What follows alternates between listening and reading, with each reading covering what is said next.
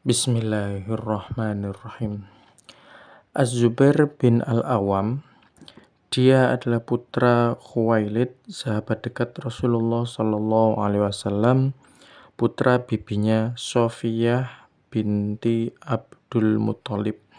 Dia termasuk salah seorang dari 10 orang yang dijamin masuk surga, termasuk salah seorang dari 6 orang ahli surga, dan orang yang pertama kali mengayunkan pedangnya di jalan Allah.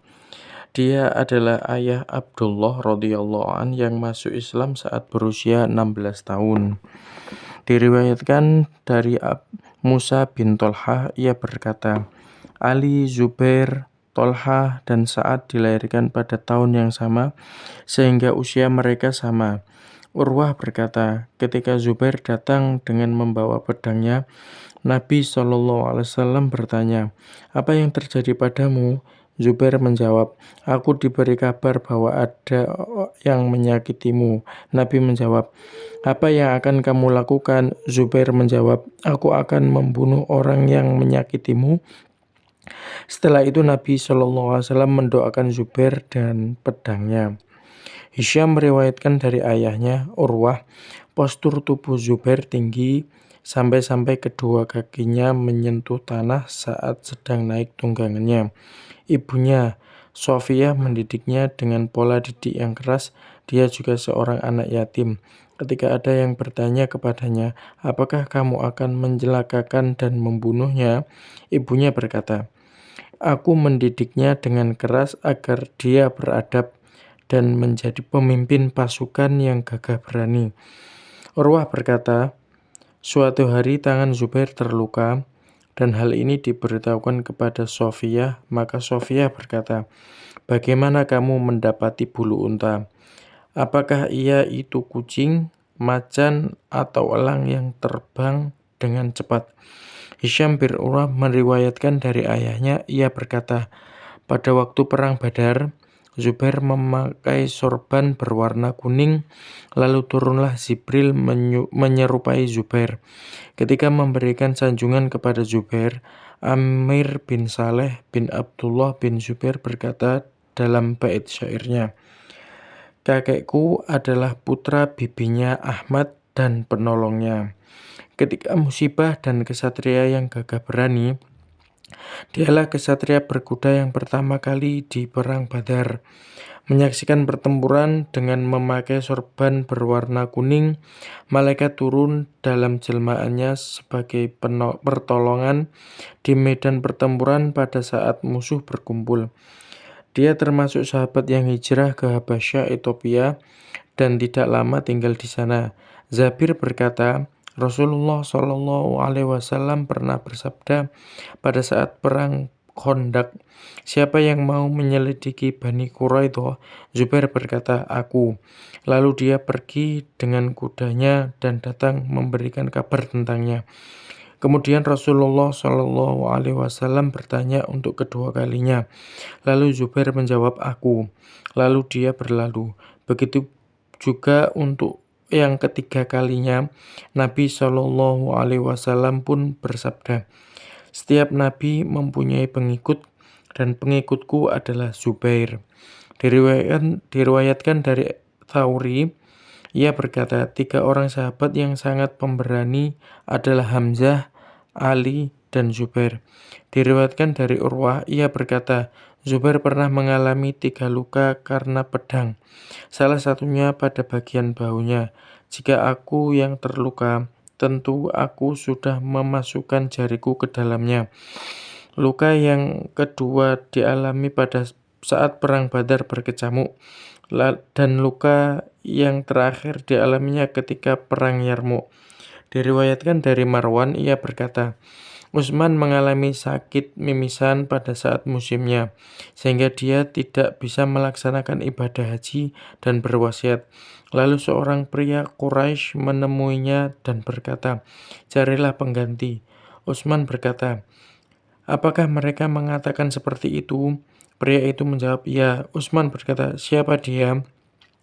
Pria itu lantas terdiam. Setelah itu pria lain datang lalu mengungkapkan hal yang sama dan dijawab dengan jawaban yang sama pula. Maka Utsman berkata, apakah mereka menginginkan Zubair? Mereka menjawab, iya. Utsman berkata, demi zat yang menguasai jiwaku, sepengetahuanku, dia Zubair orang yang paling baik di antara kalian, dan dia orang yang paling mencintai Rasulullah SAW. Diriwayatkan dari Abdurrahman bin Abu Layla berkata, pada suatu hari Zubair menghindari dari memerangi Ali. Lalu dia bertemu dengan putranya Abdullah. Maka Abdullah berkata kepadanya, penakut, penakut. Zubair balas berkata, sesungguhnya orang-orang tahu bahwa aku bukan seorang penakut.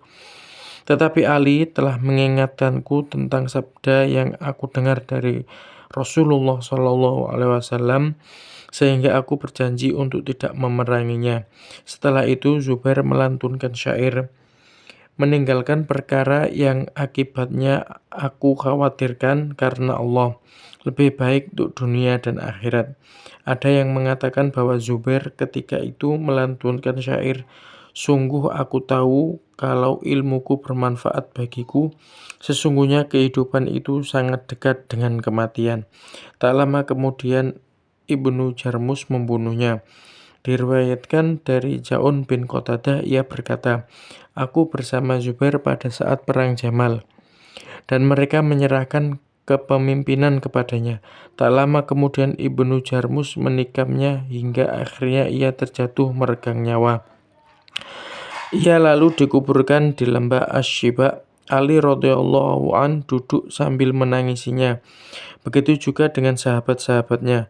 Diriwayatkan dari Abu Nadroh, ia berkata ketika kepala Zubair dibawa ke hadapan Ali, ia berkata, hai pria Badui, bersiaplah tempat dudukmu dari api neraka, karena Rasulullah SAW bersabda kepadaku bahwa tempat yang layak bagi pembunuh Zubair adalah neraka. Hisham bin Urwah meriwayatkan dari ayahnya, dari Zubair, ia berkata pada waktu perang Badar, aku bertemu dengan Abdullah bin Sa'id bin Al-As yang sedang mengenakan topeng, sehingga yang terlihat hanya kedua matanya. Dia juga dijuluki Abu Dhati Karashi. Aku kemudian menyerangnya dengan anak panah sehingga mengenai matanya, lalu akhirnya ia meregang nyawa. Setelah itu aku mendapatkan informasi bahwa Zubair berkata, aku meletakkan kaki di atas tubuhnya kemudian menginjaknya. Aku lakukan itu untuk mencabut anak panah tersebut hingga akhirnya ujungnya patah. Zubair terbunuh pada tahun 36 Hijriah saat berusia sekitar 50-an tahun. Ibnu Al-Madini berkata, aku mendengar Sufyan berkata, Ibnu Jarmus datang menemui Mus'ab bin Az-Zubair, yakni pada saat dia ditunjuk menjadi gubernur Irak oleh saudaranya.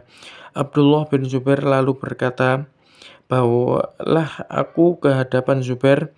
Dia kemudian menulis permasalahan itu dan memusyawarahkan dengan Ibnu Zubair. Ketika berita tentang kematian Zubair oleh Ibnu Jarmus sampai ke telinganya, maka mukanya langsung terlihat aneh seperti geram.